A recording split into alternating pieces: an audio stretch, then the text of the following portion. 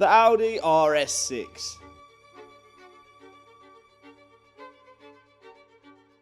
As you know, Technics and I have been spending months trying to pull 1000 brake horsepower from this car. If you're gonna have a look at the background, like how much was already spent, this is like very small percentage what needs doing. Making several modifications to the engine. And we've still struggled to get past 700 brake horsepower. So not bad power currently, that's 650 brake. Even with the TTE 1050 turbos, it still failed. Then we brought Thomas in to take a look at the engine and replace the spark plugs, still the same. I mean, I can't see it, so literally I'm doing it like with my eyes closed. So. But then Thomas came back a second time to change the fuel pumps. Don't do this at home, kids. Uh-oh. I don't know what's in the box, but I'm very sorry. It drove unbelievably well, despite the gearbox holding us back. Oh man, this drives fine. I don't think actually it needs mapping no more, it's how it is. It's good. And over the new year, Thomas took the car back to continue working on it, as you can see on his channel. But it's back with us here at Mallory, and I've got to keep trying to see how we can get to the 4-digit figure. The RS6 is back in the house, and we also have the RS5 to finish. So next week is going to be a very, very busy week. So the RS6 has been away. It's had a new set of calipers, brakes. He's actually opted for the ceramics all around, which is super expensive, so fair play to him. So he's got ceramics, got new calipers, he's done the fuel pumps, the brand new fuel pumps on there with the internals from the old pumps, I think. Not sure, I didn't quite catch that from him, but I'm sure we can find out. And so this week I need to be getting on with obviously the RS6. I want to run it today. It's a Saturday. I don't usually do Saturdays, so here I am on a Saturday. So don't think you can book in. Like it's just me coming in on a Saturday by myself to see, just to make sure that this RS6 is all good now. Like, because I look forward to these things, and I don't want to get all all look forward to it coming next week, and then it's something stupid wrong with it. So it's on the dyno now. I'm going to give it a run. See where she's at, make sure she's still happy, check the cold start. It's been on the dyno all night, so I just want to have a look at that, check that, make sure that's okay. And then I've got to do the RS5. I need to, the 4-bar map sensors have been fitted now. Obviously, we had an issue with those where the bolt literally welded itself into the charge cooler for the map sensor, which so that snapped when it coming out, because it's one of them crappy 5mm cap head things. So that snapped, so the whole charge cooler had to come out, had to re-drill and re-tap and fit the 4-bar map sensor, obviously then put it all back on again. Now to take the charge cooler off, it is bumper off, charge cooler off, and then you've got to put it all back on again, bleed the system up, and yeah, it's just a faff. A faff we didn't really want, but it is what it is. This is tuning, things happen. Things happen with just mechanics, so you can imagine what it's like for us. So let's get on with this RS6. Right, here we go. So the car's back. I just want to be pretty much looking over it, because it's had a few changes while it's been gone. So being a Saturday, we're just going to look. I'm going to see if I can read the box as well. Get rid of that. Right, Vadcom. Just changed the pumps and things, so this might not even run clean. Depends how much it's actually changed it by. Got a few codes. Bank 1 sensor 2. Bank 1 sensor 2. EVAP. Bypass. Looks like you just took it apart and put it back together again. So clear all those. And ECU number 2. Go back. Do the same. Random misfires. Let's clear it down because everything's been apart, so I'm going to have codes. Surprised Tomas didn't do that, but okay. Now I'm only going to log the one ECU. Fuel looks okay that side. 20. 15. I'm going to check both anyway, but you can only do one at a time.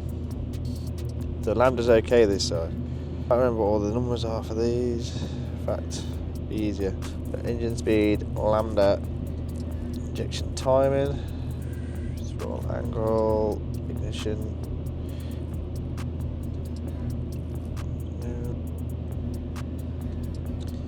Right. Let's save that. Oh dear. Audi RS6 1. Might do two runs on the 2 ECUs. Let's see how this goes. Intake air temp straight away -50. That's not good. That means that's reading wrong. It's going to be, might be chucking fuel in for that as well.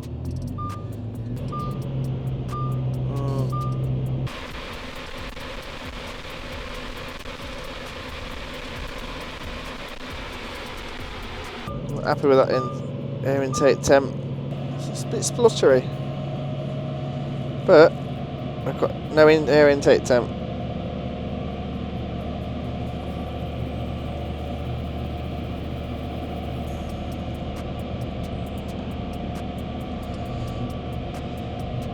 That's better. It's a correction factor. So it is reading. So the revs are matching. Just going to check the revs. A bit spluttery.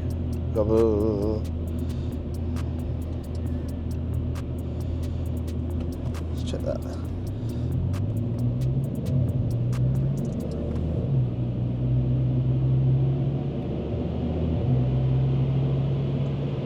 It's 4th. 16.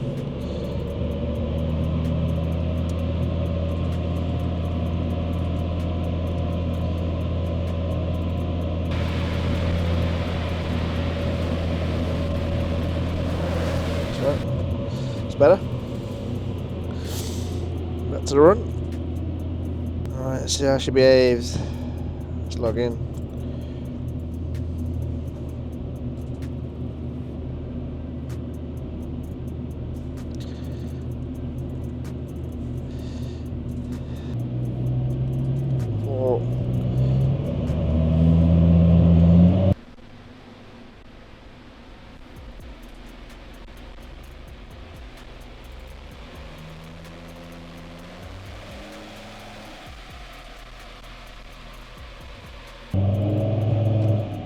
And Fabian strapping skills. Oh god. Just felt it slip. It's always an RS6 because it's where you strap them on the back arms, they can move. Amper's just gone right up.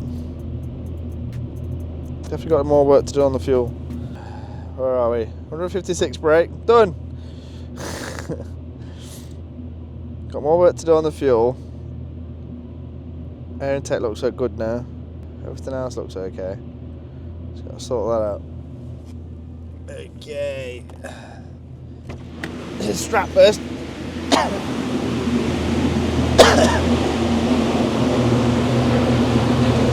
That.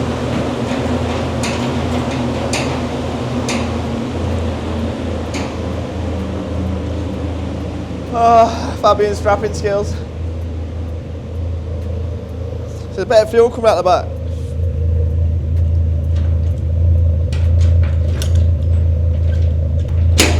Might need redoing. F***'s sake.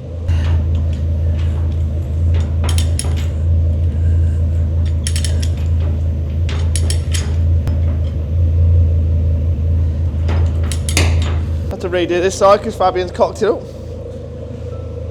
Ain't left no room on it.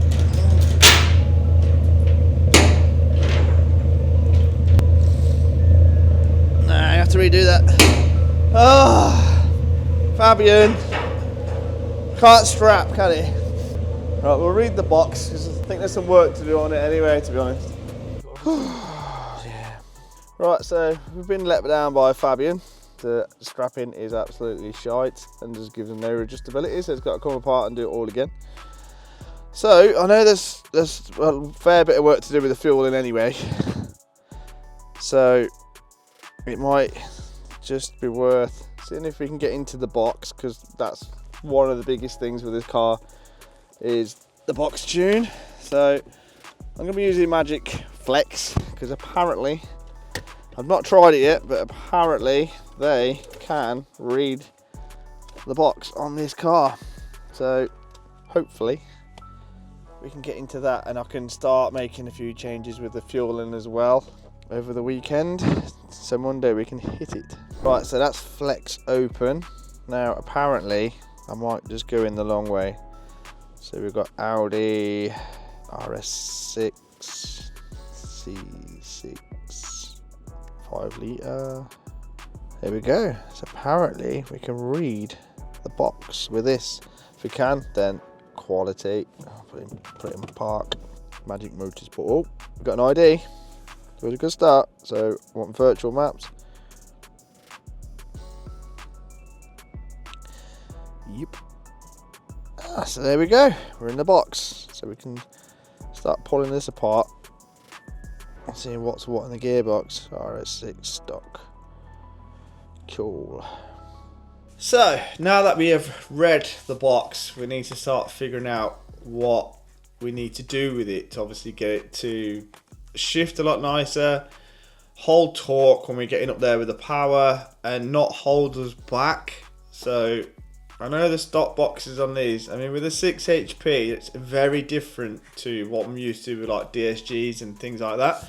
So there's a fair bit of work to do to one, kind of like put it into different maps and things like that. I have got a Deimos which I'll reference in a minute and show you what I mean. And also I need to find everything I need to do to be able to set this car up, because things like, well, this is the read itself. What I'll do now is I'll open up another read I've got, but this has got a Deimos over it. Now a Deimos is obviously on the whole map built into, or put in actual maps so you can see what actual things are. Like here we have, these are the shift points for different gears, but they don't work like they would with a DSG. So with a DSG, you'd have like one for upshift 1 to 2, upshift 2 to 3, upshift 3 to 4, downshift 3 to 4, 4 to 3, and all that kind of stuff. But with the 6H stuff, the ZF stuff, it kind of doesn't work like that. They'll have loads of like shift maps like this one here. We'll open it up. So, but they won't have like 1 to 2, 2 to 3, 3 to 2, and all that kind of stuff. They just have an ID. So it'd be 37, and in this one, the maximum shift point at 100% throttle, like 104. So that'll be the kick down. So that'll be flat out, and that'll be with a kick down. So with a kick down, you're looking at like 680.